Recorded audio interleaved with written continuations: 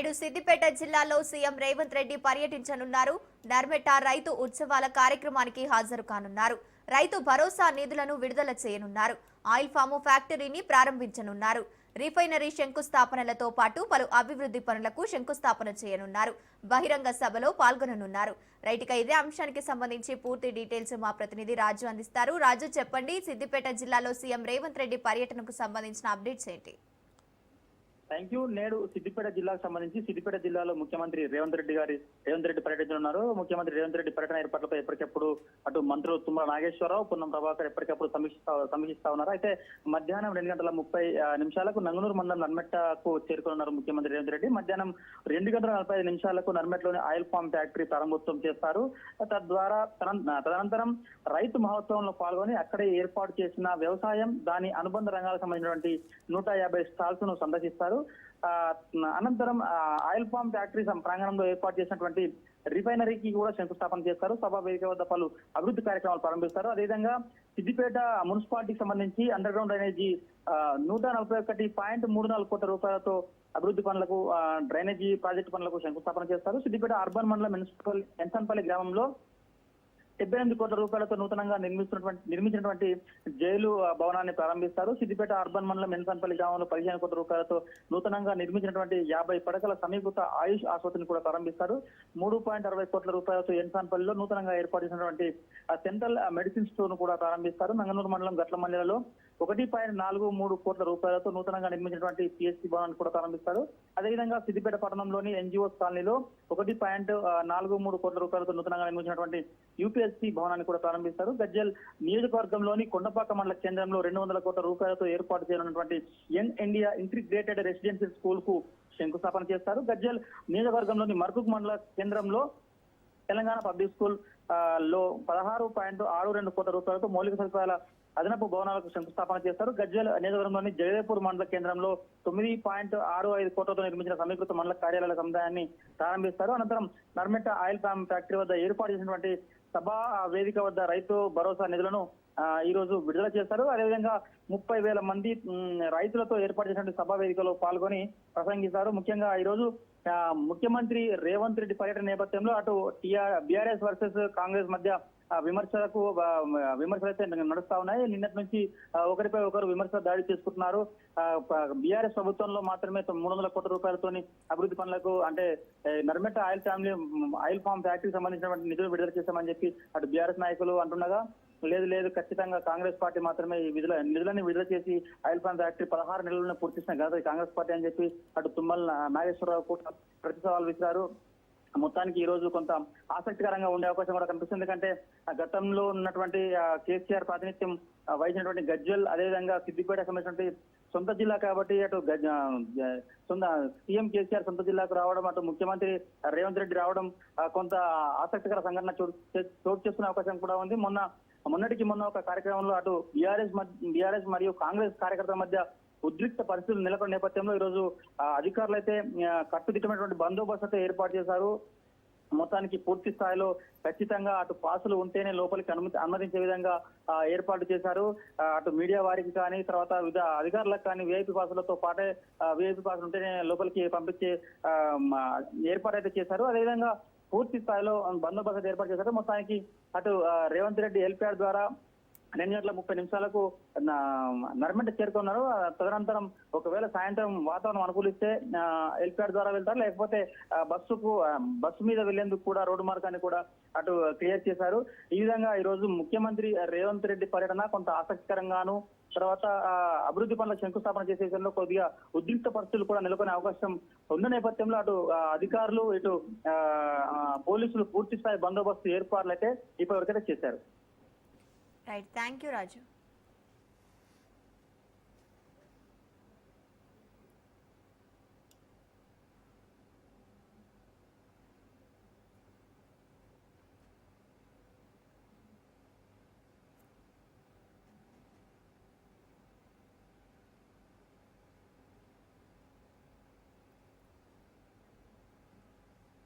రేవంత్ సర్కారుపై మాజీ మంత్రి హరీష్ రావు విరుచుకుపడ్డారు. పనులు మావి, శిలాఫలకాలు మీవి అంటూ సెటైర్లు వేశారు. కాళేశ్వరం ప్రాజెక్టు వల్లే palm oil factory సాధ్యమైందన్న Harish Rao సిద్దిపేటలో ఆయిల్ ఫాము ఫ్యాక్టరీ తెచ్చిన ఘనత తమ ప్రభుత్వానిదేనన్నారు. పనులు మేము పూర్తి చేస్తే మీరు ఫలకాలు వేసుకుంటున్నారని ఎద్దేవా చేశారు. మంజూరు చేసింది కానీ ఈ ప్రభుత్వం ప్రతిపాదనలు పెట్టింది అయితే అంతకంటే లేదు. మా ప్రభుత్వ హయాంలో ఆనాటి ముఖ్యమంత్రి కేసీఆర్ గారి ఆశీస్సులతో స్థానిక బీఆర్ఎస్ నాయకత్వము మేమందరం కలిసి ఎంతో శ్రమతో ఇవన్నీ కూడా నిర్మించుకోవడం జరిగింది. వీటిని ఇక్కడ తెచ్చుకోవడం జరిగింది. దానికి రిబ్బన్ కత్తిరియడానికి రేవంత్ రెడ్డి గారు వస్తా ఉన్నారు. మాదేమో శ్రమ ఫలితం, వారిదేమో శిలాఫలకాల ఫలితం. అంటే శ్రమ ఫలితం మాది, శిలాఫలకాల వంతేమో మీదైంది. ఇలా మీరు ఈ రాష్ట్రంలో 2.5 సంవత్సరాల్లో ఎక్కడికి పోయినా బీఆర్ఎస్ ప్రభుత్వం ప్రారంభించిన కార్యక్రమాలు మా హయాంలో పూర్తయినటువంటి వాటికి రిబ్బన్లు కత్తిరించడమే మీ వంతైంది. సిద్దిపేటలో ప్రారంభిస్తున్న ఆయిల్ పామ్ ఫ్యాక్టరీ 2021లోనే రాష్ట్ర ప్రభుత్వం జీవో ఇచ్చింది. 300 కోట్ల రూపాయలతోని ఈ ఫ్యాక్టరీని నాటి బీఆర్ఎస్ ప్రభుత్వం మంజూరు చేసింది, పనులు ప్రారంభించింది. సో ఆయిల్ పామ్ ఫ్యాక్టరీ ఈ ప్రాంతంలో రావడంలో కాళేశ్వరం ప్రాజెక్టు చాలా చాలా కీలకం. కాళేశ్వరం ప్రాజెక్టు లేకపోతే అసలు మనం ఈ ఆయిల్ పామ్ సాగు అనేది సిద్దిపేట ప్రాంతంలో మనం ఊహించలేము. కాళేశ్వరాన్ని కూలేశ్వరం అన్న రేవంత్ రెడ్డి ఆయన చేతుల మీదుగా ఈ ఆయిల్ పామ్ ఫ్యాక్టరీ ప్రారంభం అవడం అనేది శోచనీయం. అట్లీస్ట్ ఇప్పటికన్నా కళ్ళు తెరువు రేవంత్ రెడ్డి. కాళేశ్వరం కూలేశ్వరం కాదు, కాళేశ్వరం తెలంగాణకు వరం. నువ్వు నర్మెటలో ఏ ఆయిల్ పామ్ ఫ్యాక్టరీ ప్రారంభిస్తున్నావో ఆ ఆయిల్ పామ్ ఫ్యాక్టరీకి కూడా 20 కోట్ల లీటర్ల కాళేశ్వరం జలాలే ప్రతి సంవత్సరం ఇవ్వడం జరుగుతుంది. ఆ నర్మెట పక్కనే కెనాల్ పోతా ఉంది.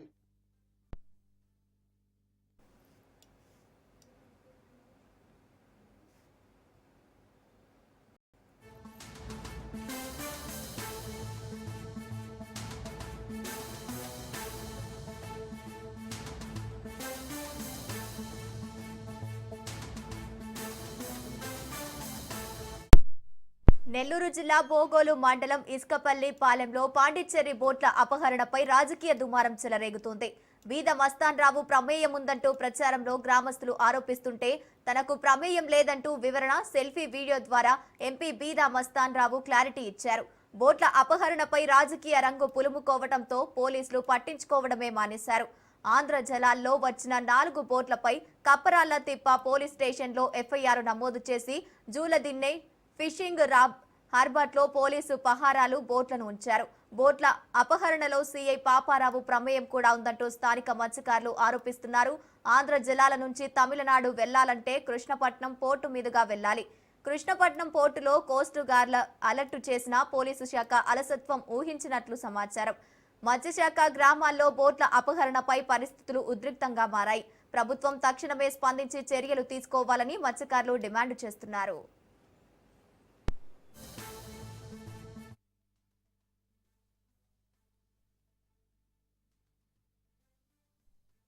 మత్స్యకారుల గ్రామాల కాపులు, పెద్ద మనుషులు, మహిళలు, యువతకి తమిళనాడు బోట్ల విడుదల విషయంలో నాపై వస్తున్న ఆరోపణలకు సోషల్ మీడియా ద్వారా జరుగుతున్న అసత్య ప్రచారాలను ఖండిస్తూ వాస్తవాలను మీకు తెలియపరచదలుచుకున్నాను. గత 8 మాసాలుగా తమిళనాడు బోట్ల విషయంలో తమిళనాడు బోట్ల ఓనర్లకు మన మత్స్యకార గ్రామాలకు జరుగుతున్న వివాదంలో నేను ఏ అధికారితో కానీ మత్స్యకార పెద్దలతో కానీ ఇంతవరకు మాట్లాడటం జరగలేదు. ఇతర రాష్ట్రాల బోట్ల విషయంలో శాశ్వత పరిష్కారం కోసం నెల్లూరు జిల్లా మత్స్యకారులు ఉమ్మడిగా నిర్ణయం తీసుకున్నారని, ఆంధ్రప్రదేశ్, తమిళనాడు ప్రభుత్వాలు శాశ్వత పరిష్కారం చూపాలని చెప్పి మీరు చేస్తున్న పోరాటానికి, మీ మనోభావాలకి, ప్రయోజనాలకి విరుద్ధంగా నేను ఏనాడు ప్రయత్నం చేయలేదు, చేయబోను. ప్రజాసేవలో నిమగ్నమైన నాపై ఇలాంటి నిరాధార ఆరోపణ చేయడం దురదృష్టకరం, చాలా బాధాకరం. మత్స్యకారుల సంక్షేమం కోసం నేను నిరంతరం కృషి చేస్తున్నాను. మన జిల్లాలో చేపట్టిన అనేక అభివృద్ధి మరియు మత్స్యకార సంక్షేమ కార్యక్రమాల కోసంగా మత్స్యకారులకు చేస్తున్న సేవ మీ అందరికీ తెలిసిందే. నా జీవితంలో మత్స్యకార గ్రామాల ప్రయోజనాలకు ప్రతిష్టకు భంగం కలిగించే పొరపాట్లు ఎప్పుడు చేయలేదు. పాండిచ్చేరి బోట్ల అపహరణపై మరింత సమాచారం మా ప్రతినిధి చరిత్ కుమార్ ఫోన్ ద్వారా అందిస్తారు. చరిత్ కుమార్. Thank you Gangotri. అయితే ఇక్కడ ఏదైతే పాండిచ్చేరి బోట్ల అపహరణకు సంబంధించి కీలకమైనటువంటి అంశాన్ని మనం ఇప్పుడు చర్చించుకోవాలి. ఏదైతే 4 బోట్లు 8 నెలల క్రితం ఆంధ్ర జలాల్లోకి ప్రవేశించడంతో మత్స్యకారులు వాటిని బంధించి జువల్దిని ఫిషింగ్ హార్బర్ తీసుకొచ్చారు. దీనిపై కప్పరాల తిప్ప పోలీస్ స్టేషన్ లో కేసు నమోదు చేశారు. ఎఫ్ఐఆర్ నమోదయ్యింది. ఆనాటి నుంచి కూడా ఇవి పోలీసు పహారాలో ఉన్నాయి. 3 షిఫ్టులుగా కూడా పోలీసులు వీటికి పహారా కాస్తున్నారు. ఇంత పకడ్బందీ పోలీస్ వ్యవస్థలో వీటికి రక్షణగా ఉన్నటువంటి ఈ బోట్లని తస్కరించడంలో ఖచ్చితంగా కూడా పోలీసులు దీనికి సహకరించారు. పోలీసుల యొక్క ప్రమేయం ఉందంటూ కూడా మత్స్యకారులు ఆరోపణలు చేస్తున్నారు. అంటే సిఐ స్థాయిలో ఉన్నటువంటి పాపారావు అనేటువంటి వ్యక్తి దీనికి సహకరించారంటూ కూడా మత్స్యకారులు 2 రోజులుగా వీడియోలు రిలీజ్ చేస్తున్న పరిస్థితి. అయితే మీడియాకు సంబంధించి ఏదైతే దీనికి సంబంధించి అనేకమైన ఆరోపణల నేపథ్యంలో బీదా మస్తానరావు రాజ్యసభ సభ్యుడిపై కూడా దీనిపై ఆరోపణలు వచ్చినటువంటి నేపథ్యంలో ఆయన సెల్ఫీ వీడియో విడుదల చేసి దీనికి వివరణ కూడా ఇచ్చారు. అయితే దీంట్లో మనం కీలకమైన అంశాన్ని దీన్ని ఒకటి గుర్తించాల్సిన పరిస్థితి ఉంటుంది. ఒకవేళ మత్స్యకారులకు సంబంధించినటువంటి గ్రీవెన్స్ పొలిటీషియన్స్ గ్రీవెన్స్ చేస్తుంటారు. వాళ్ళు గ్రీవెన్స్ అడ్రస్ చేసినప్పుడు దానికి సంబంధించినటువంటి చిన్నపాటి ఇది కూడా జరుగుతుంటాయి. కానీ ఇక్కడ ఏదైతే బోట్ల అపహరణ ఖచ్చితంగా కూడా వీటిని మనం దీన్ని మెయిన్ పాయింట్ గా తీసుకోవాల్సిన పరిస్థితి ఉంటుంది.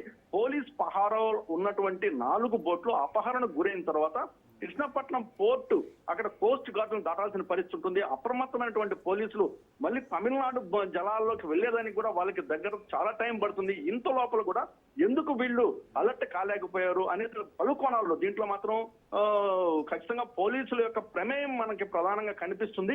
ఇప్పటికైనా సరే జిల్లా ఎస్పీ అజితా వెండ్ల దీనిపై సమగ్రమైన విచారణ జరిపి మత్స్యకార గ్రామాల్లో జరుగుతున్నటువంటి చిచ్చుపై అయితే మాత్రం కొంతైనా తల్లార్చిన పరిస్థితి ఉందని చెప్పాలి. ఎవరిపైనా అంటే దీనికి సంబంధించినటువంటి ఎవరైతే దీనికి ప్రమేయం ఉందో వీళ్ళపై చర్యలు తీసుకుంటే అన్న మత్స్యకారులు కొంత చల్లబడతారు. ఆ గ్రామాల్లో ఎవరైతే కాపులుగా ఉన్నటువంటి వ్యక్తులు నిందలు ఎదుర్కొంటున్నారు. 160 గ్రామాలకు సంబంధించిన ప్రతినిధి ఎవరవుతున్నారో ఆవుల తోటయ్య ఈ రోజు నిందితుడిగా నిలబడ్డం. పల్లెపల్లెకి సంబంధించినటువంటి పల్లెపల్లె గ్రామం 160 గ్రామాల్లో నిందితుడిగా నిలబడ్డంతో అయితే మాత్రం ఆ గ్రామం అంతా కూడా మూకుమ్మడిగా ఒక మీటింగ్ వచ్చింది. సుమారు 5 గ్రామాలకు సంబంధించినటువంటి ప్రజలు నిన్న ఈ రోజు మీటింగ్ కూడా జరుగుతున్నాయి. 2వ తారీఖు 160 గ్రామాలకు సంబంధించినటువంటి మత్స్యకారుల మీటింగ్ కూడా జరగబోతున్నటువంటి నేపథ్యంలో ఇప్పటికైనా సరే ఈ ఉద్రిక్త వాతావరణం తగ్గించాల్సి ఉంటే ఈ ఘటనలో ఎవరైతే పోలీస్ శాఖ ఖచ్చితంగా దీన్ని పోలీసులు మనం అనుమానించాల్సిందే. ఇక్కడ ఎవరైతే పోలీస్ పహారా ఉన్నారో దీనికి సంబంధించినటువంటి కీలక వ్యక్తి ఎవరైతే సిఐ స్థాయిలో ఉన్నటువంటి వ్యక్తి పాపారావుపై ఆరోపణలు ఎదుర్కొన్న నేపథ్యంలో ఎస్పీ అజితా వెండ్ల జరిగినటువంటి ఘటనపై సమగ్రమైనటువంటి విచారణ జరపడంతో పాటు ఈ యొక్క ఘటన అంటే అత్యంత సురక్షితంగా తమిళనాడు జలాల్లోకి వెళ్లేందుకు పోలీసులు సహకరించారన్నటువంటి ఆరోపణల నేపథ్యంలో అంటే కోస్ట్ గార్డును కూడా దాటి కృష్ణపట్నం పోర్టును దాటి వెళ్ళేటటువంటి నేపథ్యంలో పోలీసులకు ముందే తెలిసినప్పటికీ ఎందుకు అలర్ట్ కాలేకపోయారు? వీళ్ళ దగ్గర ఉన్నటువంటి ఇది నేపథ్యంలో అక్కడ కోస్ట్ గార్డులను అలర్ట్ చేసుకుని జలాల్లోకి దిగి కొంత దూరం ముందుకు ప్రవేశించినప్పటికీ డిఎస్పీ ఘటమైన శ్రీనివాస్ కొంత దూరం పోయినప్పటికీ కూడా అప్పటికే కూడా పరిస్థితి చేయదారినట్టు ఇక్కడ మనకు సమాచారం అందుతుంది. దీనికి సంబంధించినటువంటి కీలకమైనటువంటి అంశం ఇప్పటికైనా సరే మత్స్యకార గ్రామాల్లో కొంత శాంతియుత వాతావరణం నెలకొల్పాల్సి ఉంటే దీనిపై ప్రభుత్వం కూడా స్పందించాల్సిన పరిస్థితి ఉందని చెప్పాలి. ఏదైతే బీదా మస్తానరావు డిమాండ్ చేసినట్లు దీనిపై సమగ్రమైన విచారణ జరపాలని డిమాండ్ చేసినట్టు ఇప్పటికైనా సరే పోలీస్ శాఖ దీనిపై కఠినమైనటువంటి చర్యలు తీసుకోవాలి. దువల్జన ఫిషింగ్ హార్బర్ లో డే 1 నుంచి లాస్ట్ మినిట్ వరకు కూడా ఏం జరిగింది, లోకేష్ పర్యటన నేపథ్యంలో ఎలాంటి సూచనలు తీసుకున్నారు అంటే ఈ బోట్లను అంటే ఫస్ట్ జాలర్ లో తీసుకొచ్చినప్పుడు జువల్దిని ఫిషింగ్ లో దీంట్లో పూర్తిగా కూడా ఇంజిన్ ఆయిల్ తో పాటు తీసేయడంతో పాటు గేర్ రాడ్ ను కూడా వాళ్ళు డ్యామేజ్ చేశారు. దాన్ని వెళ్లకుండా అంటే 5 రోజులు అక్కడే తమిళనాడు మత్స్యకారులు అక్కడికి వచ్చారు, వాటిని రిపేర్ చేసుకున్నారు. ఇంత వెసులుబాటు వాళ్ళకి కల్పించారు.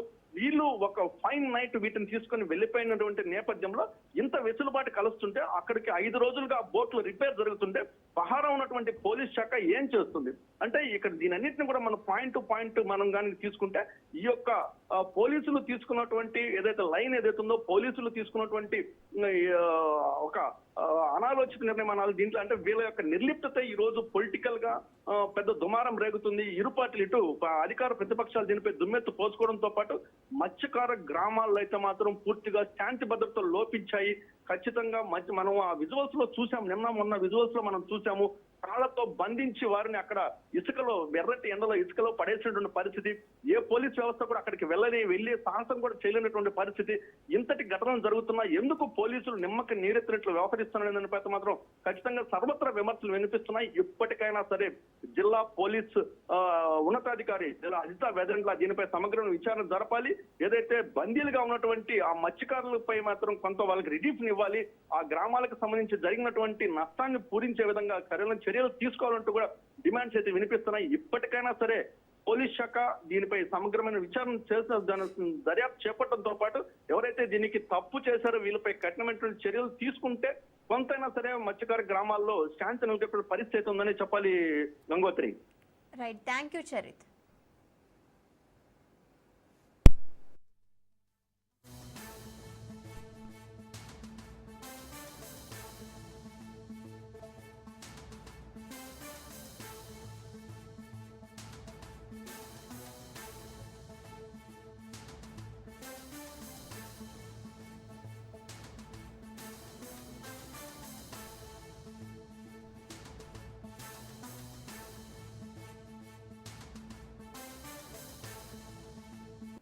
పశ్చిమాసియాలో యుద్ధం 23వ రోజుకు చేరింది. ఇరాన్పై దాడులను ఇజ్రాయెల్ మరింతగా పెంచింది. ఇరాన్ ప్రతీకార దాడులు కొనసాగుతున్నాయి. హర్మూజ్ జలసంధి తెరవాలని ఇరాన్కు 20 దేశాలు విజ్ఞప్తి చేశాయి. ఆయిల్ రిఫైనరీ, వాణిజ్య నౌకలపై దాడులను ఖండిస్తూ పలు దేశాలు ప్రకటన చేశాయి. ఇరాన్ చర్యల వల్ల ప్రజలపై ప్రభావం పడుతోందని France, Japan, Bahrain, UK, Germany, UAE ఆందోళన వ్యక్తం చేస్తున్నాయి.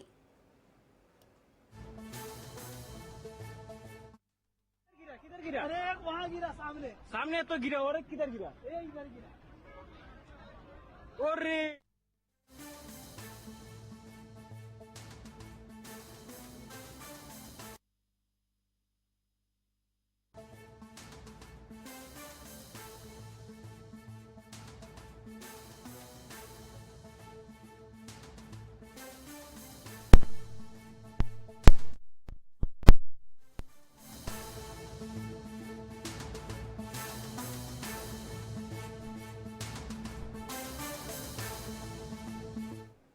బ్రేకింగ్ న్యూస్ చూస్తున్నాం. ఇరాన్ కు మరోసారి ట్రంప్ వార్నింగ్ ఇచ్చారు.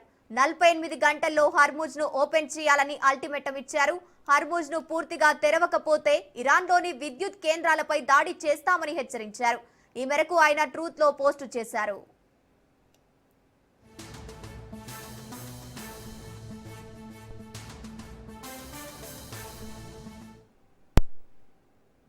ఇక 48 గంటల్లోగా హర్మూజ్ జలసంధిని తెరవాలని, ఈ క్రమంలో ఎలాంటి బెదిరింపులకు పాల్పడకూడదని ట్రంప్ హెచ్చరించారు.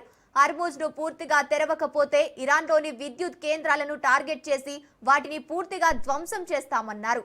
ముందుగా అన్నిటికంటే అతిపెద్ద విద్యుత్ కేంద్రంతో ఈ దాడులు ఆరంభించాల్సి వస్తుందని ట్రంప్ హెచ్చరించారు.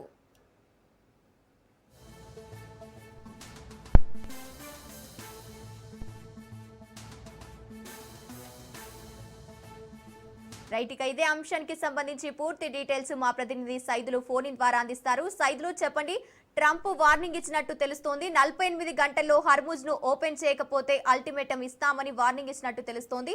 దీనికి సంబంధించిన అప్డేట్స్ ఏంటి?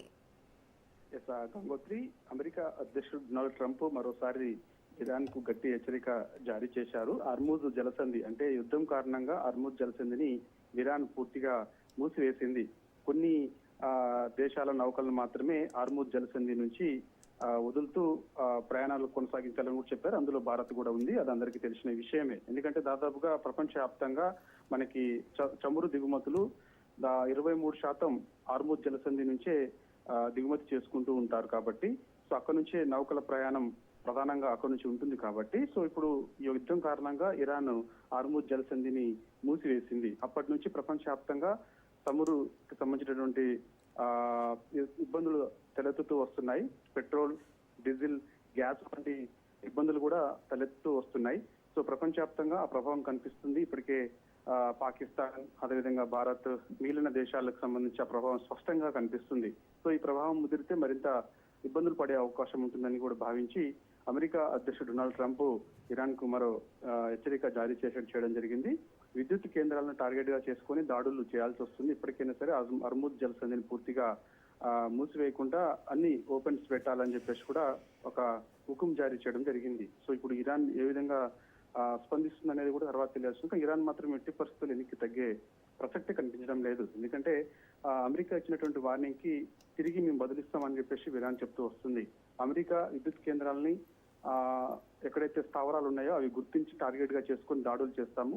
ప్రతి దాడులు ఖచ్చితంగా ఉంటాయి. అమెరికా ఇరాన్ పైన ఇప్పటికే దాడులు చేస్తూ నష్టం కలిగించింది. కాబట్టి ఇప్పుడు మేము అమెరికాని టార్గెట్ గా చేసుకుని విద్యుత్ స్థావరాలు ఎక్కడైతే ఉన్నాయో అక్కడ గుర్తించి మరి టార్గెట్ చేసుకుని దాడులు చేయాల్సి వస్తుందని చెప్పేసి కూడా అమెరికాకు వార్నింగ్ ఇచ్చింది. కాబట్టి సో మనకి ఈ విధంగా ఇలాంటి పరిస్థితులు ఉంటే మాత్రం ఖచ్చితంగా మరోసారి మరో 6 రోజుల పాటు యుద్ధం కొనసాగే అవకాశం ఉంటుందని కూడా ప్రపంచవ్యాప్తంగా వార్తలు అయితే వినిపిస్తూ వస్తున్నాయి.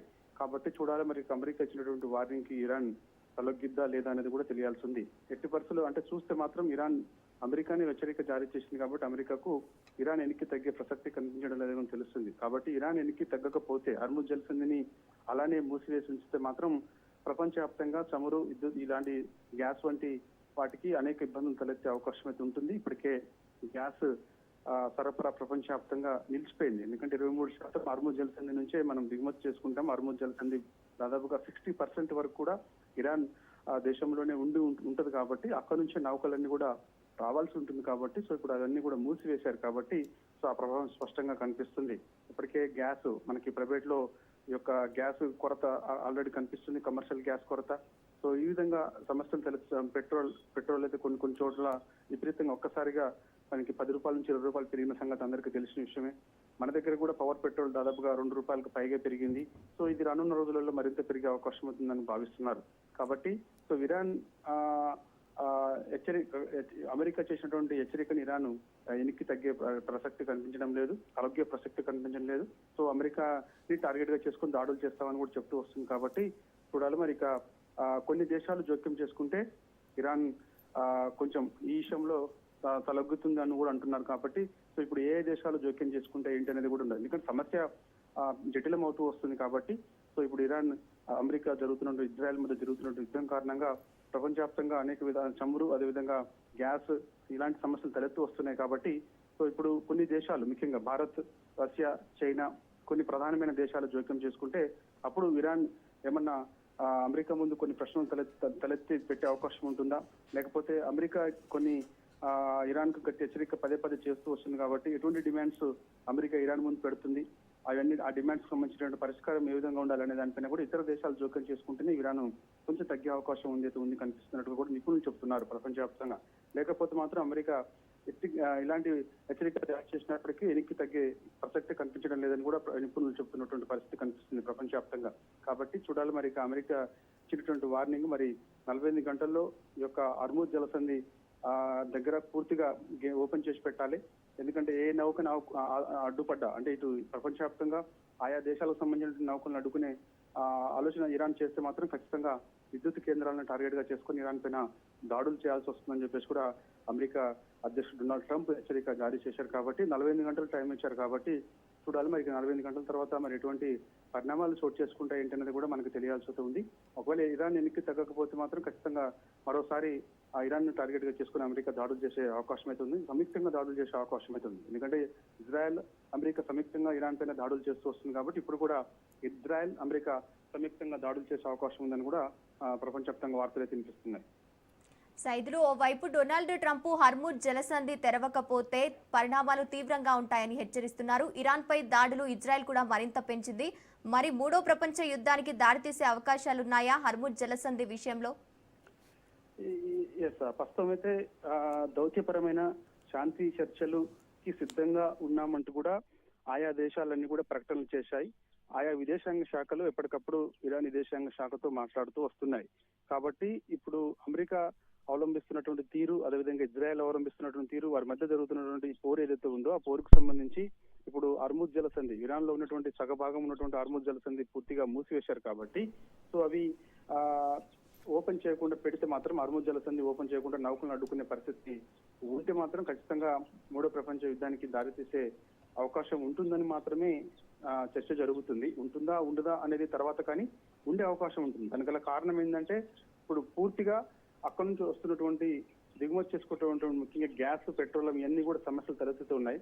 మనకి నిత్యావసరంగా వాడేటువంటి ఇవి కాబట్టి సో ఒకవేళ అమెరికా ఇచ్చినటువంటి వార్నింగ్ కి ఏమాత్రం మరి ఒకవేళ 2 అడుగులు ముందుకేసి ఇరాన్ గాక చర్చలకు సంబంధించి కానీ ఏమైనా వారికి డిమాండ్స్, అమెరికా ఏమైనా డిమాండ్స్ పెడితే వాటికి చూస్తే మాత్రం ప్రాబ్లం లేదని కూడా చెప్తున్నారు. కాకపోతే మాత్రం ఇప్పుడు ఇరాన్ మాత్రం అంతే కయ్యానికి కాలు దువ్వేలా ఎవరిస్తే మాత్రం అమెరికా హెచ్చరికల్ని పట్టించుకోకుండా కయ్యానికి కాలు దువ్వేలా ఎవరిస్తే మాత్రం ఖచ్చితంగా మిగతా దేశాలన్నీ కూడా అమెరికాకు మద్దతు పలుకుతాయని కూడా చెప్తున్నారు. ఎందుకంటే ఇప్పటికే ఇజ్రాయెల్ అమెరికా సంయుక్తంగా ఇరాన్ పై దాడి చేసింది కాబట్టి మరిన్ని దేశాలు కూడా అమెరికాకు మద్దతుగా ఉండి ఇరాన్ పైన దాడి చేసే అవకాశం ఉంటుంది. అది ఎటువైపున దాడి చేసే అవకాశం ఉంటుందని కూడా వార్తలు అయితే వినిపిస్తున్నాయి.